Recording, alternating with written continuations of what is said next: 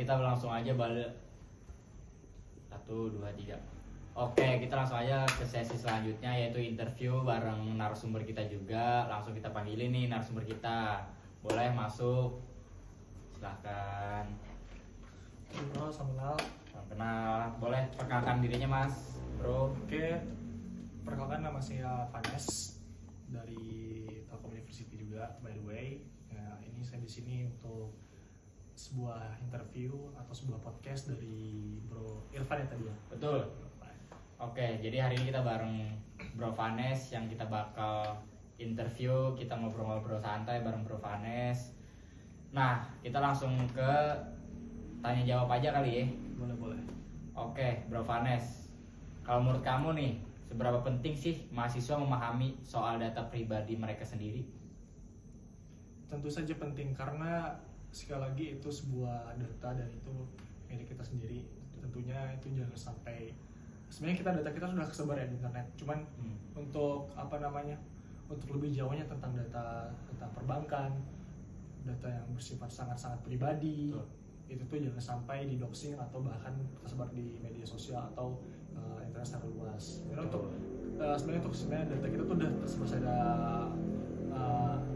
tetapi untuk komersial kan, tapi bukan untuk kejahatan. Menurut saya tuh data pribadi itu harus dijaga, harus di maintain agar kita secara pribadi masih secure gitu secara ini. Iya. Berarti penting banget ya kita harus memahami soal data pribadi kita sendiri ya. Penting banget.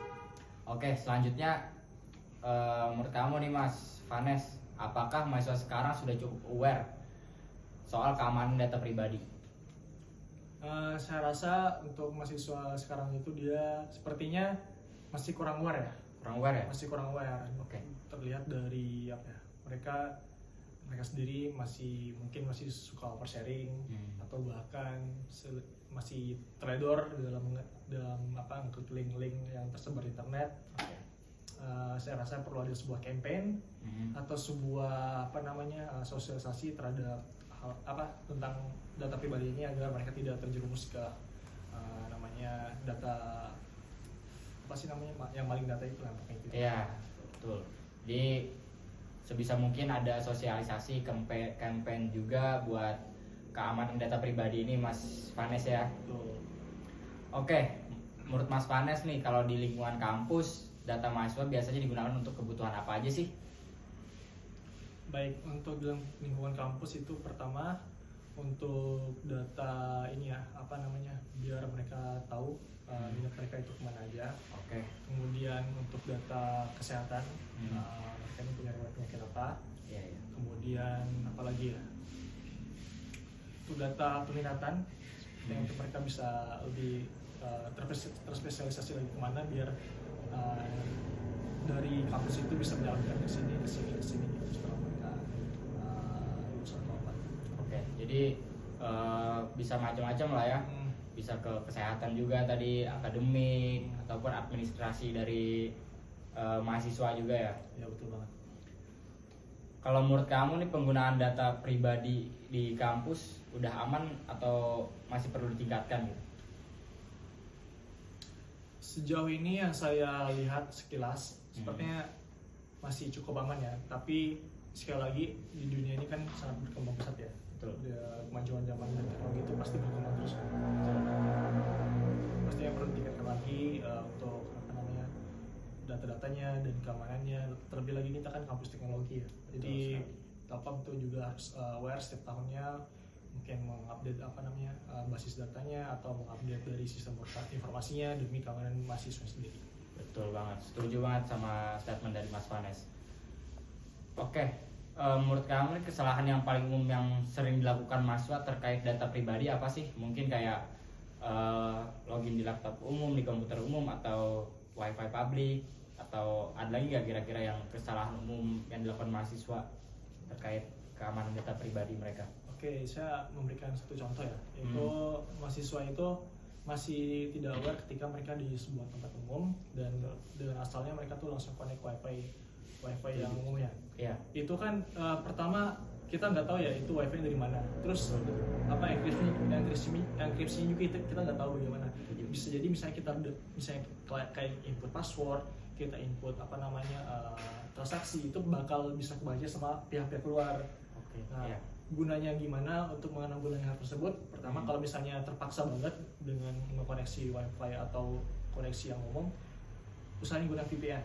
Oke. Kalau nggak pakai VPN, kamu bisa pakai data pribadi data seluler di HP kamu untuk bisa connect hotspot dan bisa nyambungin ke laptop kamu. Oh, ini berarti ini kita dapat ilmu baru juga. Kalau misalkan dari wifi public kita bisa pakai VPN, Mas Vanes ya. Oke, ilmu baru lagi tuh. Oke. Kalau data pribadi masuk bocor nih, kira-kira menurut Mas Vanes dampaknya bisa seperti apa sih? Untuk data bocor itu dampaknya ya pertama itu bakal bisa kemungkinan besar ya tersebar luas di internet, dan itu tuh bisa menyebabkan pihak-pihak yang bisa jadi pihak-pihak jahat untuk mengakses dan bisa ngasih sebuah salah satunya contohnya itu spam call. Jadi bisa mengganggu kita secara aktivitas karena kita diteror secara dari telepon, dari daring juga cara teror gitu. Nah, itulah dampak salah satu dampaknya. Biasa itu ini Mas ya, nomor handphone kita betul. pinjaman online tuh sering nelpon kan? Ya. Pinjaman online atau enggak SMS dari pinjaman online, kita nggak tahu itu bocornya di mana. Nah, Padahal kita nggak ada pinjol dan segala macam. Iya, jadi harus lebih aware lagi teman-teman. Nah, yang terakhir mungkin dari Mas Vanes ada langkah-langkah sederhana yang bisa dilakukan mahasiswa agar data pribadinya tetap aman gitu. Langkah-langkah yang bisa dilakukan mahasiswa adalah tetap skeptis ya, tetap skeptis dalam segala hal apapun itu, tetap pikir sebelum bertindak. Betul. Itu harus selalu dilakuin.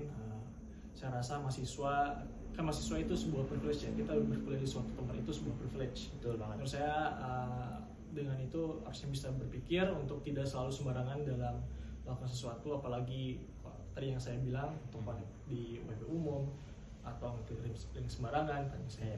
Baik, itu aja. Oke. Jadi itu tadi langkah-langkah atau tips dari Mas Vanes. Semoga bermanfaat juga. Mungkin segini aja podcast kita kali ini. Semoga bisa diambil ilmunya segala macam. Kita dapat tips baru dari Mas Vanes tentunya. Thank you banget Mas Vanes. Ya, thank you banget. Oke. Thank you guys. Bye bye. Gokil.